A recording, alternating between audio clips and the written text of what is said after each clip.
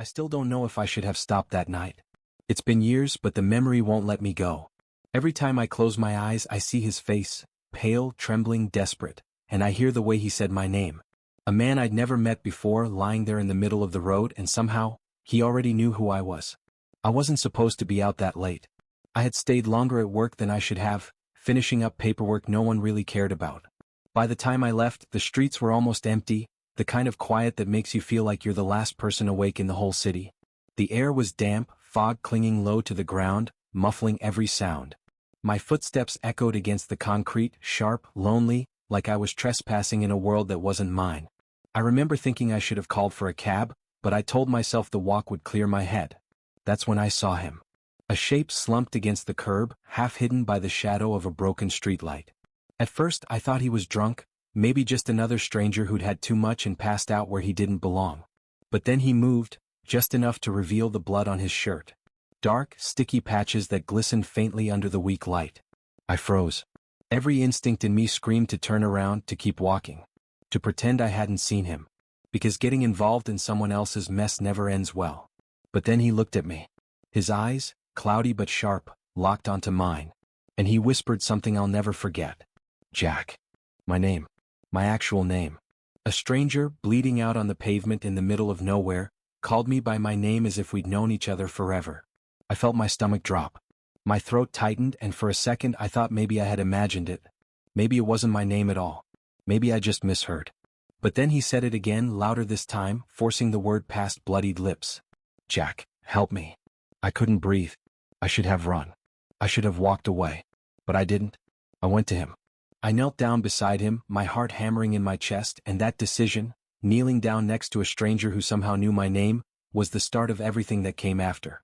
I tried to steady my breathing as I knelt beside him. My palms were sweating so much I had to wipe them on my jeans before I dared touch him. His skin was clammy, almost cold, and his shirt was soaked through with blood. I couldn't even tell where it was coming from at first, there was just so much of it. Stay with me, I whispered, my voice breaking even though I didn't know who he was. I'm going to call an ambulance. But the moment I reached into my bag for my phone, his hand shot out and grabbed my wrist. For someone that weak, his grip was unbelievably strong. I flinched, trying to pull back, but he held on like his life depended on it. His eyes burned into mine, wide and terrified, and he shook his head. No, no hospital, he rasped, his voice low, broken, like every word cost him something. Please, Linda. Just listen to me. I froze again. There it was, that impossible thing. My name. He said it as if we were old friends, as if he had every right to call me that. My mouth went dry. How do you know my name? I asked, my voice barely above a whisper. Who are you? He coughed violently, blood bubbling at the corner of his lips. I panicked and pressed down on his wound, desperate to keep him conscious, terrified that if I let him slip away I'd never get an answer. You saved me, he murmured, his eyelids fluttering. Not yet, but you will. I froze so hard I almost forgot to breathe. Not yet, but you will? What did that even mean? My brain raced through possibilities. Was he delirious? Confused? High on something? Or was this some kind of setup, a trap waiting to spring if I let my guard down? Listen, I said, my voice trembling but firm. I don't know who you are, but you need help. If you don't let me call someone, you're going to die right here. But again he shook his head, still clutching my wrist with a desperation that scared me more than the blood soaking through my hands. His breathing was shallow, erratic, but his words cut through the silence like a blade. They'll find me if you call them, he said. And if they find me, they'll find you. Don't let that happen. Every muscle in my body tensed. The way he said it, so certain, so final, chilled me. Find me. Find you. Who was they? I should have run. I should have shaken him off, turned my back, and walked away. But something about the way he looked at me, like I was the only person in the world who could keep him alive, pinned me in place. So I stayed. And that choice, the choice to stay, was the second mistake I made that night. The longer I knelt there, the louder the world seemed to get. Every sound, distant cars, the drip of water from a nearby gutter, even the faint hum of the flickering street light above, felt sharper, like the universe was holding its breath, waiting to see what I'd do next. Jack. That's what he finally said when I asked again who he was. Just one word. A name. I'm Jack, he whispered, his voice breaking, his eyes never leaving mine. Mark. The name meant nothing to me. I didn't know any Jack who looked like this, Torn clothes, blood running down his side, hair matted to his forehead. But the way he said it, as if it should mean everything, unsettled me in a way I can't explain. "Jack, you're bleeding out. You need a doctor," I said. My voice was firmer now, though my hands were still shaking as I pressed down on his wound. "If I don't get you help, you're going to die right here in front of me." He gave a pained smile. Not one of relief, not gratitude. Something sadder, like he knew a secret I wasn't ready to hear. "You already saved me once," he murmured. "You don't understand yet, but you will." I wanted to scream at him. None of this made sense. My mind was racing, looking for an explanation. Maybe he was confusing me with someone else. Maybe the blood loss was messing with his head. People say strange things when they're half-conscious. But the way he said it, clear, deliberate, didn't sound like confusion. It sounded like certainty. I kept glancing down the street, half expecting someone to appear. A police car. An ambulance. Anyone. But there was nothing. Just the two of us in that suffocating silence. Finally, I yanked my wrist free of his grip and dug out my phone. "I don't care what you say. I'm calling for help." That's when his whole body tensed. He reached up, his hand trembling but determined, and grabbed my phone. For a moment I thought he was too weak to even lift it. But then he slammed it onto the concrete. The screen cracked instantly, spiderwebbing out like broken glass under ice. I gasped. My chest tightened as I stared at the shattered screen. It was like a small piece of safety had just been ripped away from me. Now I had nothing, no way to call anyone, no way to explain what was happening. "What the hell is wrong with you?" I snapped, louder than I meant to. My voice echoed down the street and I instantly regretted it. "Linda," he said again, softer this time. His eyes welled with tears and his voice shook with something I couldn't place. Fear, regret, desperation, maybe all of it at once. "They can't know where I am. If they do, it's not just me who dies. It's you too." My stomach dropped so fast I felt sick. This wasn't random. This wasn't some drunk or some lost man bleeding in the street. He knew me. He knew something about me that I didn't even know myself. And in that moment, one terrifying thought pushed its way into my mind. Maybe I wasn't the one who stumbled across him. Maybe he was waiting for me. The fog seemed thicker the longer we sat there, like the night itself was closing in on us. My hands were sticky with his blood, my phone useless on the ground beside us, and my head was spinning with questions I couldn't answer. I kept replaying his words in my mind. "They can't know where I am. If they do, it's not just me who dies. It's you too." Every part of me wanted to believe he was just delirious. That this was the kind of nonsense people mumble when they're half dead on the pavement. But it didn't sound like nonsense. It sounded too sharp, too focused. Like he'd been waiting to say it. Like he meant every syllable. "Jack," I said finally, my voice low, the name feeling strange on my tongue. "What are you talking about? Who's going to find us?" He didn't answer right away. His chest rose and fell in shallow, ragged breaths. For a second I thought he had passed out. But then his lips parted. You don't see them yet," he whispered. "But they see you. They've been watching longer than you think." My heart skipped so hard I almost dropped him. Watching me? That word hit me like a punch. I looked around, scanning the shadows, expecting to see movement, a figure, headlights, something. But there was nothing. Just the quiet, heavy fog swallowing the street. "Stop," I said, my voice shaking. "Don't play games with me. You're hurt and you need help. That's all that's happening here. Nothing else." But I didn't believe myself. Not really.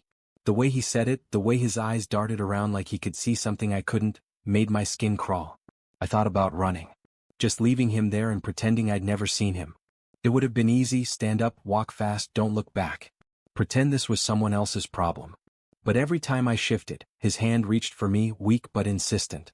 He didn't let me go. And then he said something that made my blood run cold. "You think it's a chance, don't you? That you just found me here. But it's not a chance, Mark. It was always going to be you. Always." I couldn't speak. My throat was tight, my mouth dry, and my mind was screaming for an explanation that didn't exist. He was a stranger. A bleeding, broken man I'd never seen before in my life. And yet somehow he spoke like we'd been tied together all along. The silence after his words was unbearable. Every shadow felt alive, every flicker of the broken street light made me jump. I was trapped between two impossible choices: stay and drown in whatever nightmare I had stumbled into, or leave and never know what truth I might have walked away from. And before I could decide, I heard something. A sound in the distance. Not loud, not clear, but enough to snap every nerve in my body to attention. Tires on wet asphalt. Headlights cut faint lines through the fog. Car was coming. Jack's grip tightened on my wrist with sudden force, and his voice cracked with desperation. They found us. The sound of the tires grew louder, closer, rolling slow and deliberate, like whoever was driving wasn't just passing through. My chest tightened with every second. I turned my head toward the glow of headlights cutting through the fog, my pulse hammering so hard I thought I might faint.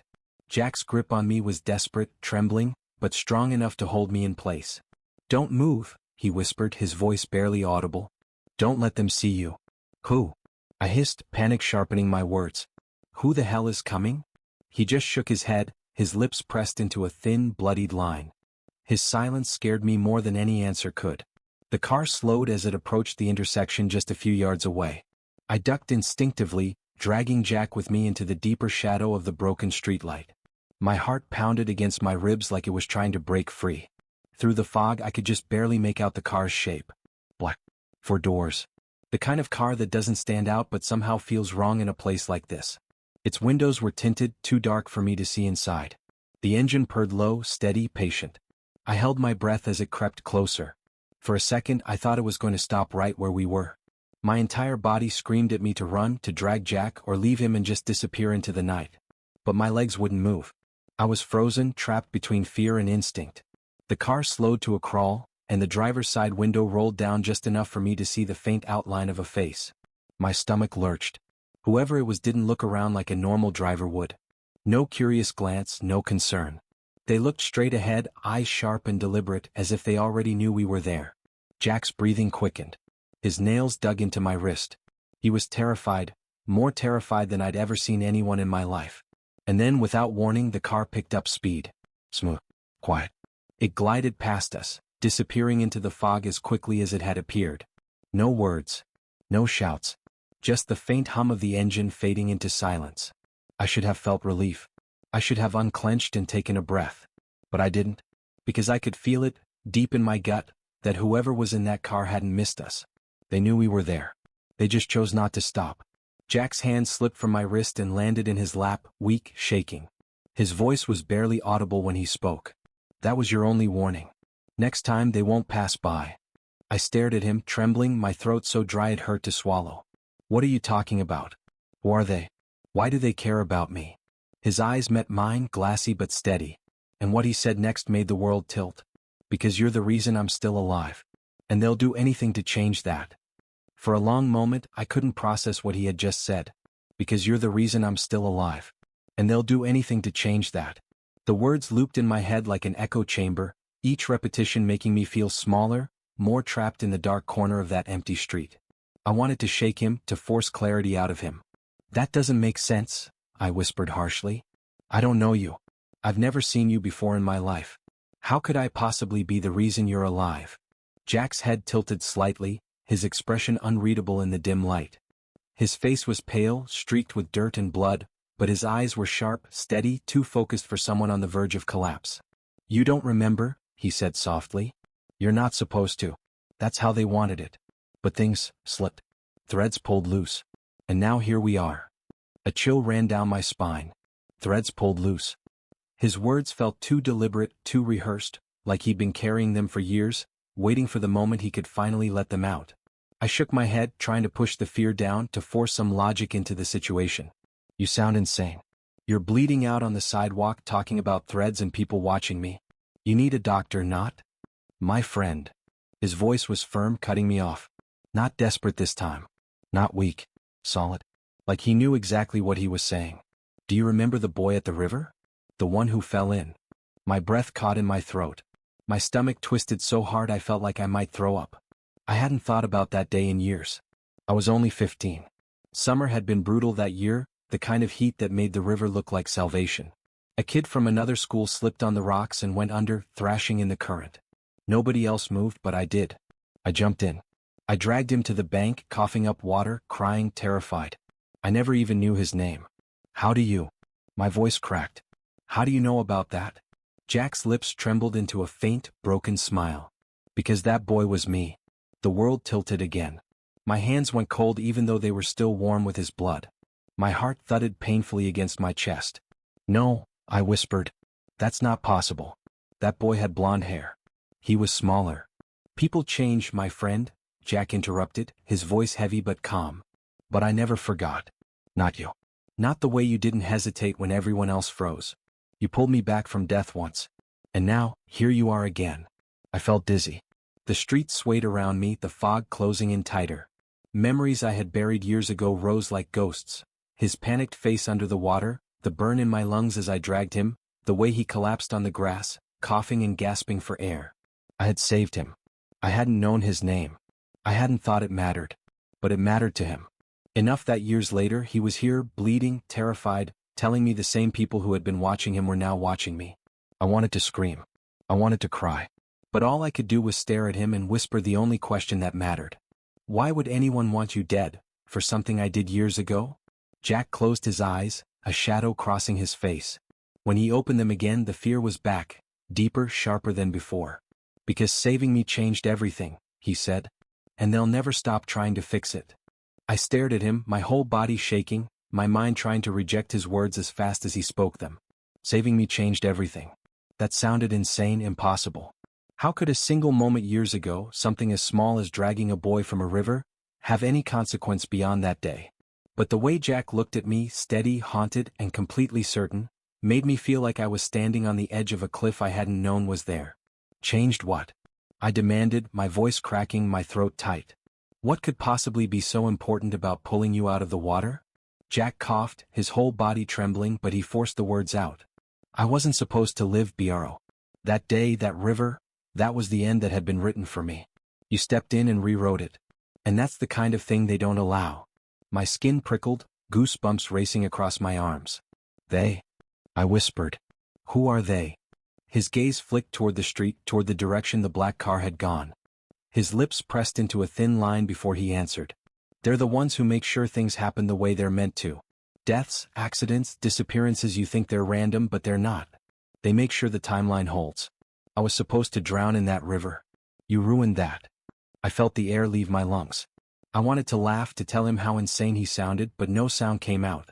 Because deep down, some part of me, the part that remembered the way the boy's face looked that day, pale and still as I pulled him onto the bank, didn't want to laugh. I wanted to believe him. That's crazy, I managed finally, though my voice was weak. You're delirious. You've lost blood, you don't know what you're saying. Jack's hand shot out, gripping mine again, this time weaker but no less urgent. His eyes glistened and his voice broke. I wish it were delirium. I wish it was just some fever dream. But I've been running from them my entire life. Ever since that day. Every near miss, every accident I should have had but didn't, it's all been them trying to correct what you broke. My heart thudded painfully, my stomach twisting as I thought about the black car again, about the way it slowed when it reached us, the way the driver never looked around like a curious stranger would, the way it felt less like a passerby and more like a hunter deciding whether to strike. You don't mean, my voice trailed off, my mouth suddenly dry. You don't mean, people. Jack's face tightened, a shiver running through him. He swallowed hard before answering. They look like people, he whispered. They move like people. But they're not. They're something else. Call them whatever you want, watchers, enforcers, cleaners. They don't die, my friend. They just reset. Their only job is to erase mistakes like mine. And now, because of what you did, you're on their list too. The world tilted again and I felt my stomach drop so fast I almost gagged. I wanted to deny it, to call him a liar, a lunatic. But deep inside I knew one thing. Nothing about tonight felt random. And when he said the last part, I knew my life would never be the same. They won't stop until one of us is gone. Me, or you. The street around us suddenly felt heavier, like the air itself had thickened. My ears caught every sound, the faint hum of a street light, the rustle of leaves in the gutter, the far-off wail of a siren. Everything felt sharper, too sharp, as if the night itself had turned hostile. I pulled my hand away from Jack, stood up quickly and scanned the street. It looked empty. Normal. But nothing about his words left me feeling normal. My friend, he said, his voice hoarse but firm. You need to listen to me. They already know we've spoken. That's why the car was here. They're watching. They don't waste time. I wanted to scream at him, to tell him this was paranoia, but my throat locked.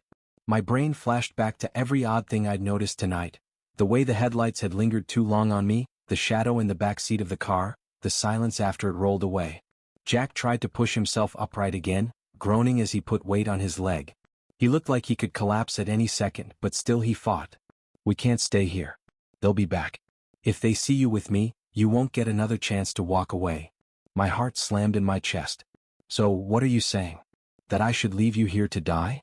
After everything you just told me? His eyes locked onto mine, raw and desperate. I'm saying if you stay, you'll never be free again.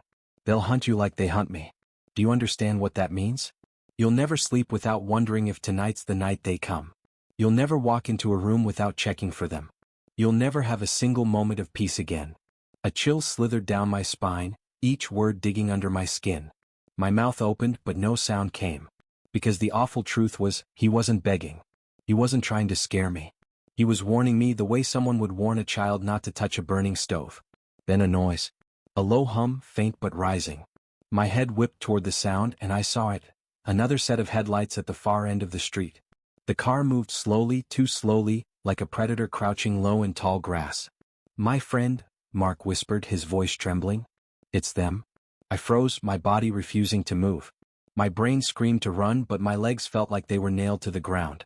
The car crept closer, its lights blinding in the quiet dark. And then, just for a second, the beams swept over the wall beside us. For that single instant I thought I saw a figure standing there. Not moving. Just watching. When the lights passed, the figure was gone.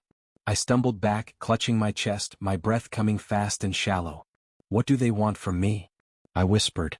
Jack's face was pale, sweat dripping down his temple. He looked more broken than I'd ever seen him, yet his voice carried a certainty that made me shiver. They don't want anything from you, Linda. They just want balance. And balance means one of us doesn't leave this night alive. The car's engine growled as it crept down the street, each second dragging like a lifetime. My lungs burned but I couldn't move, couldn't think. Jack reached out, gripping my wrist with a strength that seemed impossible for how weak he looked. My friend, he hissed, his eyes sharp despite the pain etched across his face. You have to decide. Right now. Either you walk away and pretend you never saw me, or you run with me and nothing in your life will ever be the same again. His words split through me like glass. Walk away. Leave him bleeding on the ground, knowing he might be killed minutes later? Or run, throwing myself into a nightmare I didn't understand? Neither choice felt like mine. Both felt like traps. Before I could answer, the car picked up speed. The tires didn't screech, they whispered, too smooth, too deliberate. Whoever was inside wasn't rushing. They knew exactly where we were. Jack pulled himself upright with a guttural groan, leaning heavily on me. His body was trembling, his shirt soaked with blood, but his focus was iron. We go now, he muttered, voice low and urgent. If we wait, they'll box us in. I wanted to argue, to scream at him that this was insane. But when I glanced back at the car, I froze. The windows were tinted black as oil, but for a second I could swear I saw eyes. Dozens of them. All staring out. The weight of those invisible stares sent me lurching forward. My body decided before my brain could. My legs moved, dragging Jack with me, both of us stumbling into the narrow alley that cut between two rows of crumbling houses. The air there was colder, tighter, like the walls themselves were squeezing us. Jack's breath came ragged beside me, but he kept moving, clutching his side, leaving a trail of dark droplets on the pavement. Behind us, the hum of the engine grew louder, closer. I didn't dare look back, but the sound filled every corner of my skull. Faster, Jack urged, his voice barely audible over our pounding footsteps. They don't chase like normal people. They close in. It's like the world bends for them. If they decide this alley is a dead end, it will be. I nearly stumbled at his words. My chest heaved, every muscle screaming, but adrenaline drove me on. We burst into another street, empty and silent, save for the distant hum of that car, still stalking, still near. For a moment I thought we'd shaken it. I thought maybe, just maybe, we had a chance. But then I saw them. At the far end of the street, under the flickering streetlight, 3 figures stood shoulder to shoulder. Motionless. Their faces were blank in the shadows, their bodies too still, too straight, like mannequins waiting to come alive. Jack stopped, his hand tightening painfully on my arm. His voice broke into a whisper that chilled my bones. They've already cut us off. My stomach dropped and I finally understood. There was no walking away anymore. Whatever this was, whatever these things were, I was inside it now. The 3 figures didn't move. They just stood there, blocking the only way forward. Their silhouettes looked human, but something about them felt wrong, like the longer I stared, the less they seemed like people at all. Jack's grip on me tightened, his breath ragged. Listen to me, Bureau, he said quickly, urgently, like he was racing against a clock I couldn't see. They're not here for me anymore. They're here for you. My whole body locked. What? No, you said this was about you. You said I just got caught up in it because I saved you. He shook his head, his face pale, his eyes glassy with pain but sharp with truth. That's what I wanted to believe. But it's not the whole story. They didn't come after me all these years just because I lived. They came because of who saved me. You weren't supposed to be there that day. You weren't supposed to change my fate. And the moment you did, they saw you. You've been on their list ever since. The words slammed into me like a physical blow. My knees weakened, the world tilting. No, I whispered. No, that's not possible. But deep down I felt it. All the strange coincidences in my life, the close calls I brushed off, the nagging feeling of being watched when no one was there, it all rushed back with sickening clarity. Jack staggered, coughing, blood wetting his lips. He grabbed my face with a trembling hand, forcing me to look at him. You think you saved me, friend? But maybe I was sent into that river to bring you into their sight. Maybe you were always the one they wanted. Before I could answer, movement. The three figures under the streetlight stepped forward in unison. Not fast. Not slow. Just steady. Their faces came into the dim glow and my stomach flipped. Their eyes were empty. Black pits, endless, swallowing. No whites. No pupils. Just void. Jack pushed me behind him, his voice cracking but firm. Run, Linda. If you ever trusted me, run. Don't stop, don't look back. I wanted to fight, to scream, but the sight of those eyes rooted me to the ground. They weren't human. They couldn't be. And yet here they were, walking toward us like death itself had legs. Jack, I cried, my voice raw. Come with me. He shook his head, tears mixing with sweat on his dirt-streaked face. I can't. I was never supposed to live this long. But you can still change something. Go. The figures were closer now, their footsteps impossibly silent on the pavement. The air seemed to bend around them, the streetlights flickering as they passed. And then I ran. My legs carried me with a strength I didn't know I had. The world blurred, the sound of my heartbeat roaring in my ears. Behind me I heard Jack's voice, one last desperate yell, and then silence. I didn't stop. I didn't look back. Not when I turned down one street then another. Not when the night seemed to stretch unnaturally, every shadow watching me, every corner holding its breath. Not even when I felt that cold, heavy stare on my back, the stare that told me they were still there, still following, still waiting for their balance. I ran until my body gave out. And even now, sitting here telling you this, I don't know if I ever escaped them. Sometimes in the corner of my eye, I still see a black car parked too long. Sometimes, under a streetlight, I see three figures that vanish when I blink. Jack said they wouldn't stop until one of us was gone. And I can't shake the feeling that my time is running out. If you enjoyed this video, please like, subscribe and turn on your notifications.